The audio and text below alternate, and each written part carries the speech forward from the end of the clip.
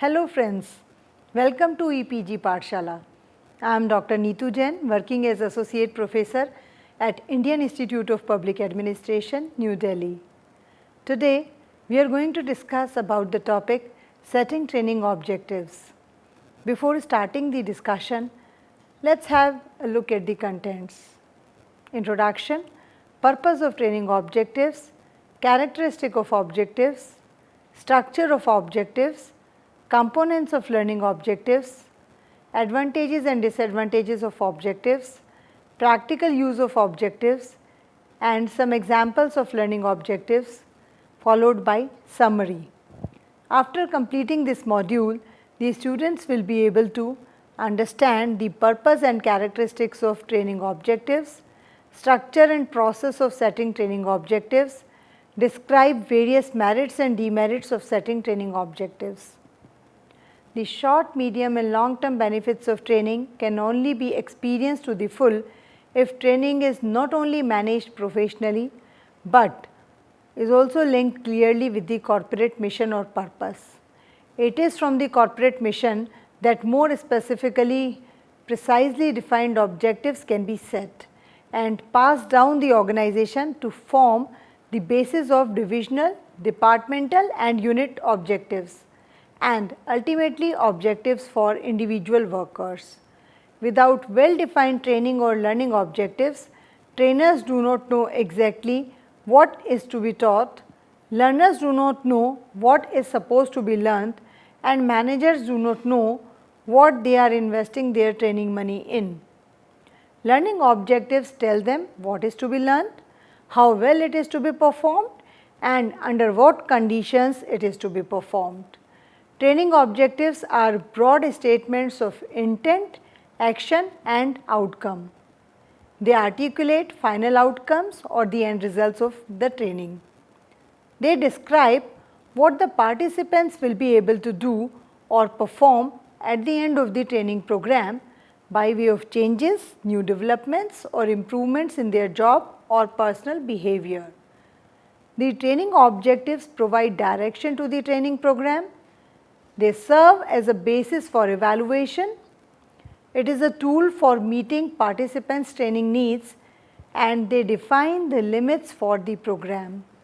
Purpose of training objectives.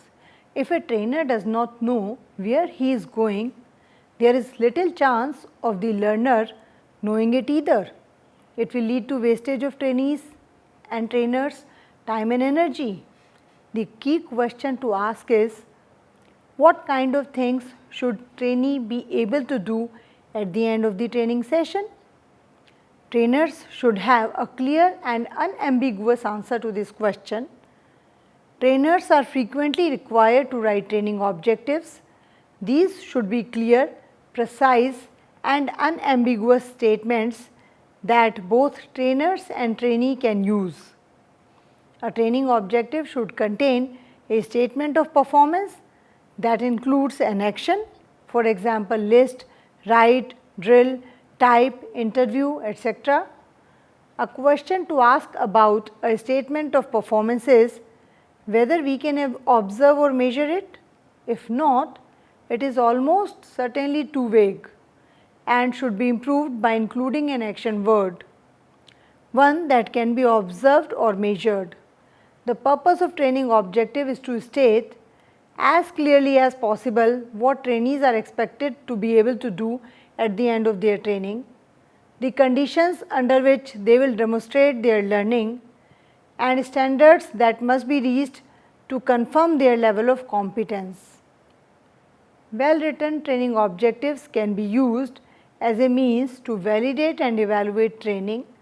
They assist trainers to decide upon method and content of training, and they provide trainers with a clear target.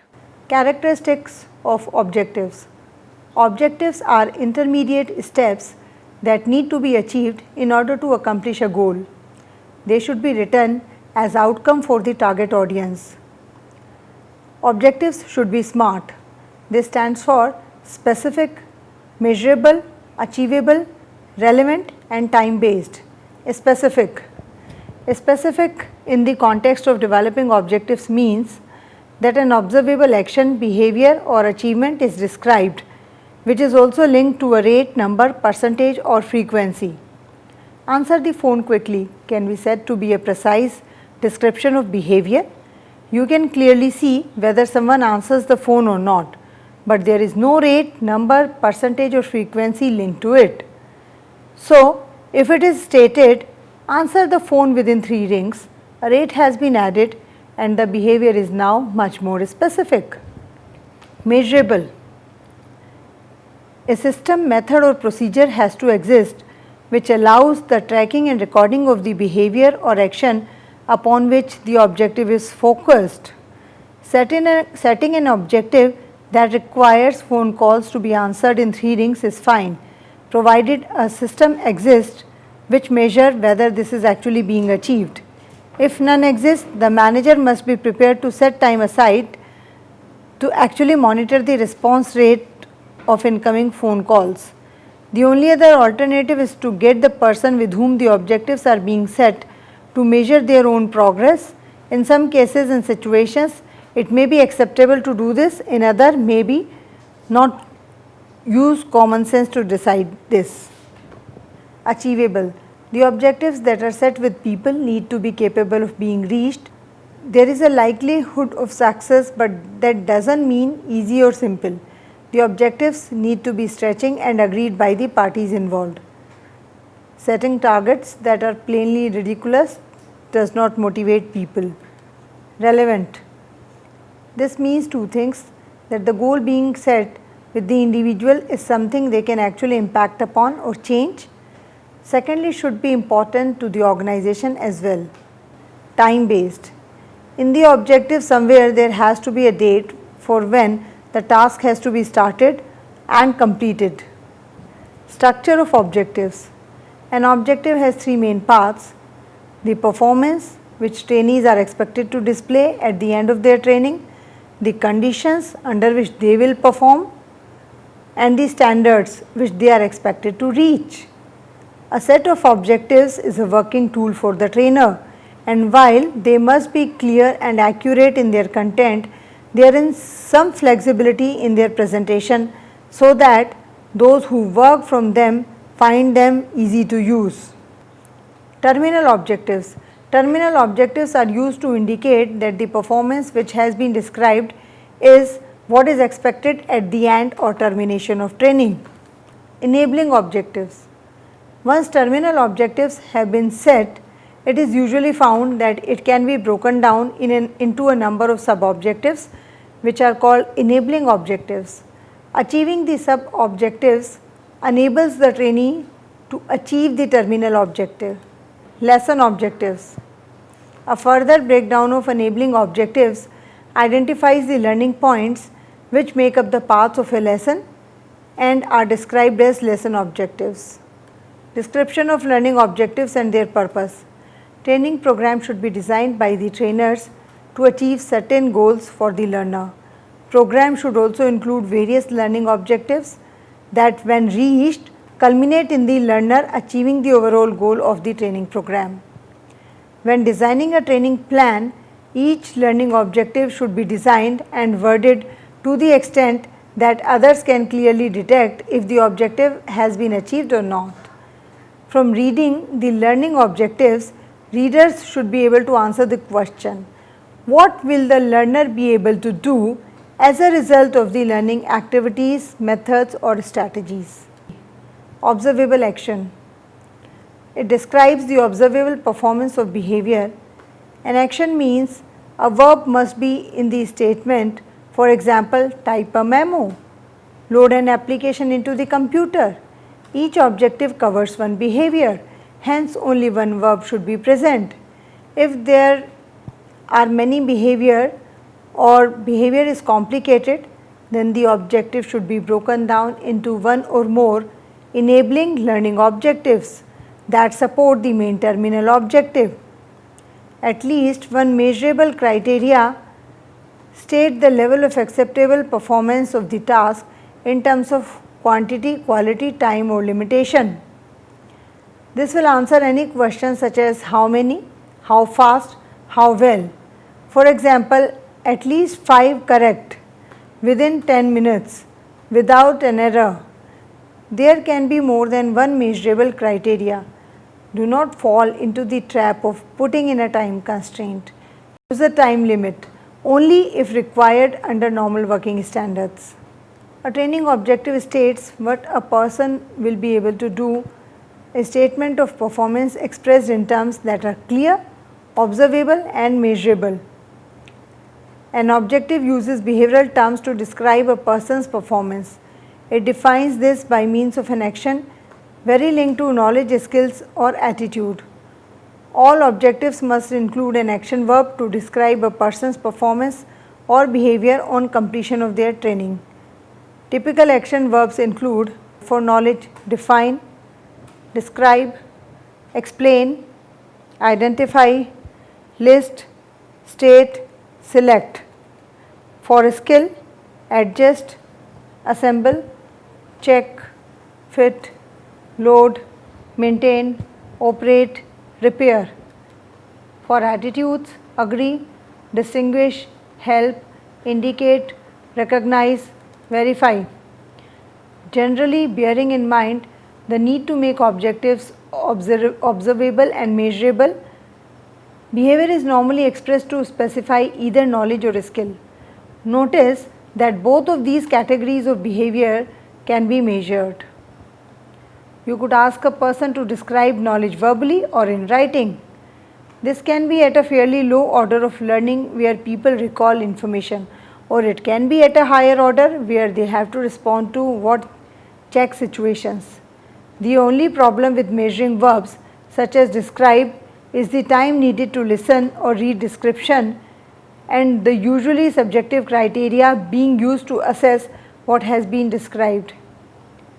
This is one of the reasons why trainers prefer to help people acquire knowledge or skill to meet their needs. Most of them would run a mile rather than attempt to change a person's attitude. Conditions of performance. It describes the actual conditions under which the task will occur. Also, it identifies the tools, procedures, materials, aids or facilities to be used in performing the task. For example, without reference to a manual or by checking a chart, the learning objective spells out the exact training requirement. The objective specifies what behavior must be displayed to perform the task to standards. Training is then developed to teach the steps. Generally speaking, the conditions give information in one or more of the following categories: the range of learning to be covered, the tools, equipment and clothing to be used, the performance aids and manuals that can or cannot be used, the environmental conditions in which the task is being performed, any special physical or social demands. Standards. The standards of performance state the minimum level of acceptable performance the learner must attain at the end of a learning unit, course or program. Generally speaking, there are two types of standard: accuracy and speed.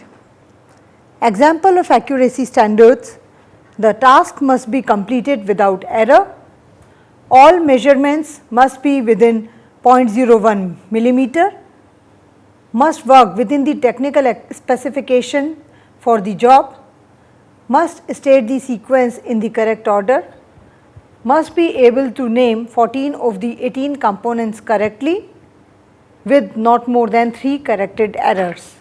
Example of speed standards: the task must be completed in not more than 10 minutes, the overhaul to be completed in not longer than the time scheduled for the job, the learner must check not less than 5 items per minute, the learner must produce not less than 20 components per hour. Advantages of objectives: by setting objectives, irrelevant and unnecessary content is avoided. Guidelines are also provided for design and planning of the program. Comprehensive advice is given to the trainers about what is expected of them and the program. Objectives provide the base by which the program is validated for success. Without identified objectives at the start of the program, validation at its end is worthless as it is not measuring any changes. Written objectives provide quantitative material on which any investigation or revision can be based. Objectives prevent teaching too much or too little. They also provide a link between training needs and the training which is delivered so that training can be validated. Disadvantages of objectives. Objectives make training programs inflexible by constraining the trainers to the objectives material alone. Designers and trainers find that writing down of objectives restricts flexibility. Too much time can be expended in formulating objectives and writing them down. Training objectives are seen as behaviorally anchored outcome measures and exclude the program's theory and knowledge content. As 36, practical use of objectives. Pre-training phase. Copies of them should be sent to all people concerned and their reaction should be welcomed.